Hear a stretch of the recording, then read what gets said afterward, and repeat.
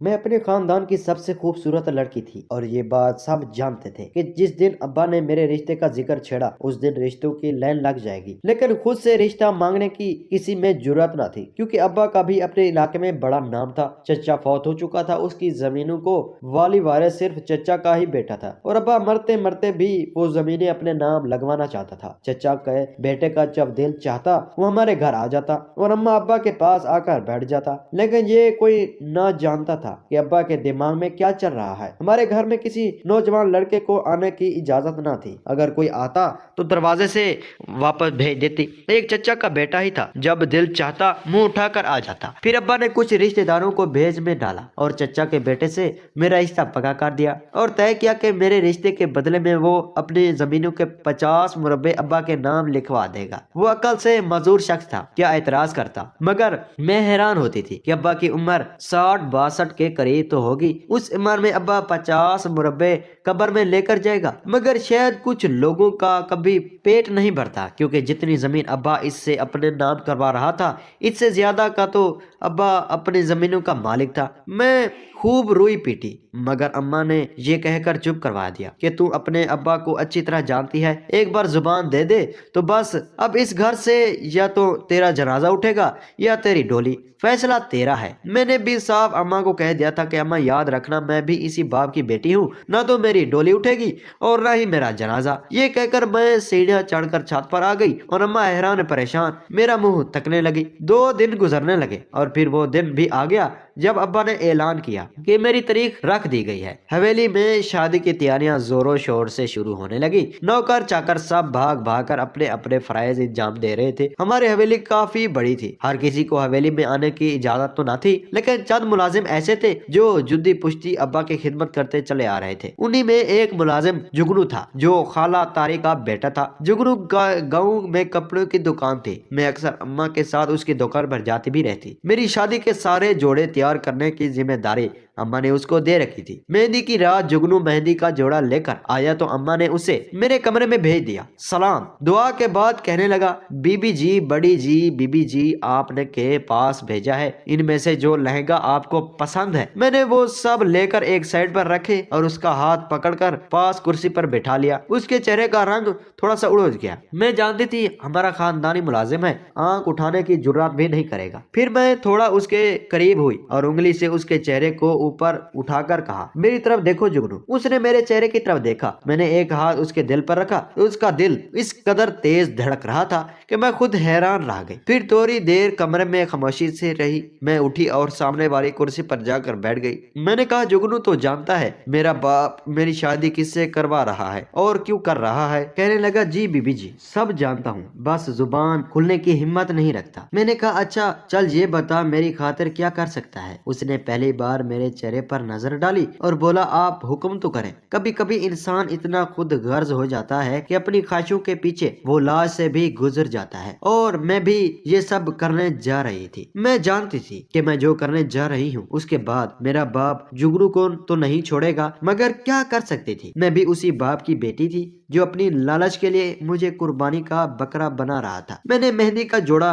उसके हाथ में पकड़ाया और कहा, जा वॉशरूम में जाकर ये पहनो और अपने कपड़े उतार कर मुझे दे दो। चंद लम्हों के लिए उसने कुछ सोचा और फिर थोड़ी देर बाद वो मेहंदी वाला जोड़ा पहने बेड पर बैठा था। एक लम्हे के लिए तो मेरी हंसी निकल गई। फिर मैंने जल्दी से उसकी सलवार कमीज पहनी, सर पर साफा बांधा। उसने साइकिल की चाबी मुझे पकड़ते हुए कहा, एक बात आपसे कहना चाहता हूँ। जो वो कहना चाहता था वो पहले से जानती थी। एक लम्हे को मैं थोड़ा से उसके करीब हुई और फिर चंद लम्हों के बाद मैंने उसके सर पर मायों वाला दुपट्टा डालकर अलविदा कहा और तेजी से कमरे से निकल गया। साइकिल का ताला खोला और फिर अंधाधुंध साइकिल भगाती। साइकिल चलाना मेरे लिए कुछ मुश्किल न था, क्योंकि बचपन से ही हवेली में मुलाजमों के साइकिल और मोटरसाइकिल खड़े होते थे जो मैं वक्त के साथ चलाती रहती। अम्मा अब्बा ने कभी मना भी नहीं किया था, क्योंकि हवेली के अंदर मुझको हर काम करने की इजाजत थी। रात का वक्त था, इसलिए मेरे लिए भागना काफी आसान हो गया था। जानती थी कि जैसे ही मेरे भागने की खबर अब्बा को मिलेगी, हवेली में कहराम मच जाएगा और अब्बा के कांधे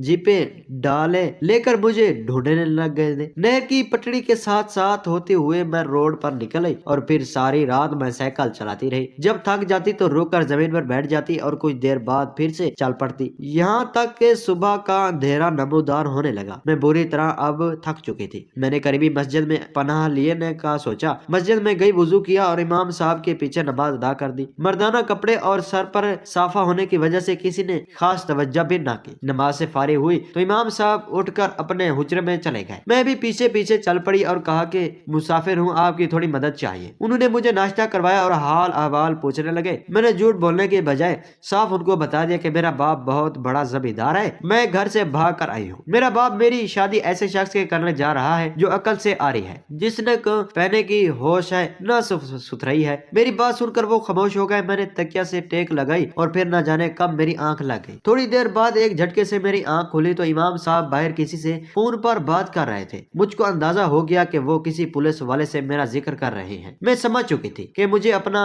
देना इमाम साहब के बस एक बात नहीं। मैंने बची हुई डब्बा रोटी के 2 पीस उठाकर खाए और हुजरे से बाहर निकल के इमाम साहब को अलविदाई सलाम किया और उनकी मोटरसाइकिल उठाकर भाग पड़ी। मोटरसाइकिल की चाबी इमाम के हुजरे में पड़ी। मैंने देख ली थी, मौका गनीमत जाना और मोटरसाइकिल लेकर निकल पड़ी। वो पीछे से आवाजें देते रह गए। दिन निकल चुका था, सड़क पर काफी ट्रैफिक मौजूद था। सड़क पर अब जगह जगह साइन बोर्ड भी नजर आ रहे थे। काफी देर तक चलने के बाद मुझे अंदाजा हुआ कि मैं लाहौर पहुंच गई हूँ। जिस रास्ते पर अब मैं चल रही थी ये BRB नहर थी। न जाने कितनी देर में BRB नहर के साथ चलती चलती रही। अचानक नींद की वजह से मुझे एक झटका लगा और मैं एक गाड़ी से टकरा गई।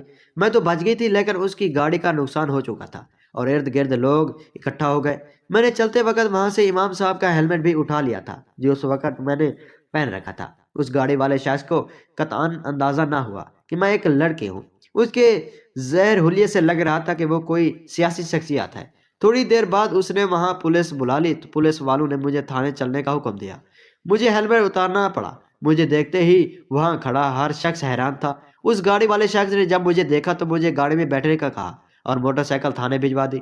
मेरे पास भी कोई और चारा ना था, खामोशी से बैठ गई। मैं लाहौर मुझे अपने फार्म हाउस पर ले आया जो कि कई कनाल पर फैला हुआ था। वहां पहुंचकर उसने 2 मुलाजमा को बुलाया और उन्हें ताकीद की मेरा खास ख्याल रखे जाए।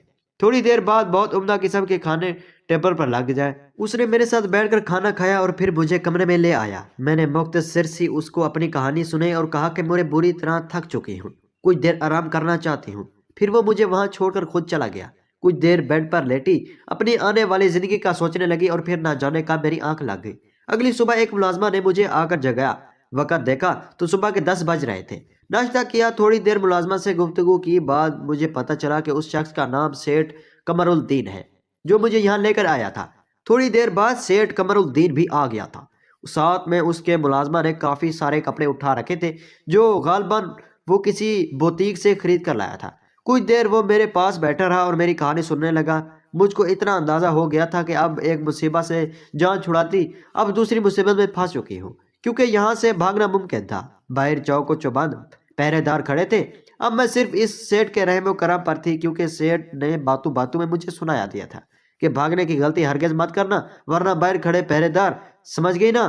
दिन यूं ही गुजरते रहे। बज़ाहिर तो मुझे वहां किसी चीज की कमी ना थी, मगर बदले में जो कीमत मुझे अदा करना पड़ी वो बहुत भारी थी। उस सेठ का जी चाहता और आ जाता मैं आंखें बंद किए खामोशी अपने माजी पर नजर दौड़ाने लगती।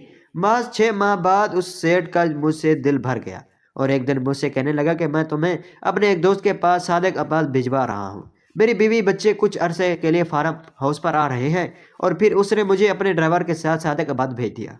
सादिक अब्बास जिस शख्स के पास उसने मुझे भिजवाया उसका ताल्लुक एक बहुत बड़े खानदान से था जिसका नाम लेने लगे लोग 100 बार सोचते हैं। वो एक पढ़ा लिखा इंसान था, लेकिन आदत और एतवार सब वैसे ही था जैसे अमीर बिगड़े रईस जादू के होते हैं। यहाँ तो सब कुछ खुले आम चलता था, कोई रोक टोक न थी। कुछ अरसा बाद मैंने उस शख्स की मिन्नत की, देखो मैं तुम्हारी हर बात मान लूंगी लेकिन मैं आगे पढ़ना चाहती हूँ। वो पढ़ा लिखा उस नौजवान ने उस होने वाली से आसानी से मेरी बात मनवा ली। वो भी जानता था कि मेरे पास वापस का तो अब कोई रास्ता है بھی نہیں، بھاگ کر جاؤ گی تو کدھر؟ اپنے ابا کی حویلی میں جہاں سے میرا جنازہ اٹھنا یقینی تھا، اس نے مجھے کالج میں داخلہ کروا دیا۔ وقت گزرتا گیا یہاں تک کہ میری گریجویشن مکمل ہو گئی۔ اس سارے عرصے میں میں نے بہت بار کوشش کی کہ کسی طرح ہمارا رشتہ جائز ہو جائے۔ میری لاکھ کوششوں پر بھی میں کامیاب نہ ہو سکی۔ وقت گزرتا رہا اور میں نے یونیورسٹی میں ایم اے انگلش میں داخلہ لیا، جو کہ میرے لیے کسی خواب سے کم نہ تھا۔ ایک دن یونیورسٹی سے لوٹی تو فارم ہاؤس پر افراتفری مچی ہوئی تھی، ہر بندہ سوگوار تھا۔ پتہ لگا کہ بڑے صاحب کا بیٹا فوت ہو گیا ہے۔ مجھ کو بھی بڑا دکھ ہوا۔ وہ اپنے بیوی بچوں کو لے کر زمینوں پر گئے ہوئے تھے، نہ جانے کیسے وہ بچہ ٹیوب ویل کی موٹر کے ساتھ لپٹ گیا اور انن فنن اس کی موت ہو گئی۔ میں جب سے آئی تھی کبھی اس کے گھر نہ گئی تھی۔ اتنا ضرور جانتی تھی کہ اس کی بیوی بچے ہیں، مگر یہ سہا ایسا تھا کہ مجھ سے رہا نہ گیا۔ میں نے ڈرائیور کو کہا کہ مجھے ان کے گھر لے چل چل میں نہ تھا ماننا کہنے لگا۔ صاحب نے سختی سے تاکید کی ہوئی ہے، مگر میں نے اس کی بہت منت کی، وہ مان گیا اور مجھے لے کر اس کے گھر چلا گیا۔ گھر بہت بڑا تھا اور لوگوں کا ایک ہجوم تھا۔ گھر میں داخل ہوئی تو سب عورتیں مجھے دیکھ کر حیران ہو گئی، لیکن موقع ایسا تھا کہ کسی نے زیادہ سوچا نہ۔ میں کچھ دیر اس کی بیوی کے پاس بیٹھی افسوس کر کے رہی تھی۔ کچھ بڑے صاحب جب فارم ہاؤس پر آئے تو بہت رنجیدہ تھے۔ انہوں نے میرے وہاں جانے کا بالکل بھی برا نہیں منایا تھا۔ میں ایک بار پھر سے اس کوشش میں لگ گئی تھی کسی طرح وہ مجھ سے شادی کر لے، مگر بات اب بھی نہیں بن پا رہی تھی۔ 3 سال گزر گئے تھے، دوبارہ اس کی قسمت میں شاید بیٹا نہ تھا۔ اب کی بار اس کی بیوی اور بچہ ڈلیوری کے دوران ہی جان کی بازی ہار گئے تھے۔ شاید قسمت اب کی بار میرے دروازے پر دستک دینا چاہ رہی تھی۔ اور پھر ایک دن جب وہ اوندھے منہ بستر پر لیٹا آنسو سے رو رہا تھا، میں نے کہا دیکھو، جو چلا گیا وہ واپس نہیں آ سکتا۔ مجھ سے شادی کر لو، تمہارا سب غم دور ہو جائے گا اور اللہ پھر سے تمہیں بیٹے سے نواز دے گا۔ اب کی بار میری بات اس کے دل پر جا لگی اور پھر میرے چند دنوں میں ہی اس نے مجھ سے نکاح کر لیا۔ اللہ کی کرنی کے پہلی بار ہی اللہ نے 2 بیٹیوں سے نواز دیا۔ میرا پلڑا اب اس گھر میں بہت بھاری ہو چکا تھا۔ آج میری 5 بچے ہیں۔ میرا شوہر ان برائیوں سے توبہ کر چکا تھا جو کبھی ماضی میں اس نے کی تھی۔ ایک بار لوٹ کر گھر کی خبر لی تو پتہ چلا کہ ابا ان 50 مربوں پر قبضہ کرتے کرتے ایک جھگڑے میں جہان سے کوچ ہو کر چلے گئے ہیں۔ مجھ سے بہت دکھ ہوا، لیکن ہر انسان نے اپنے عملوں پر پھل پانا ہے۔ اماں سے کبھی کبھار ملنے جاتی ہوں، جس کا مجھے دیکھ کر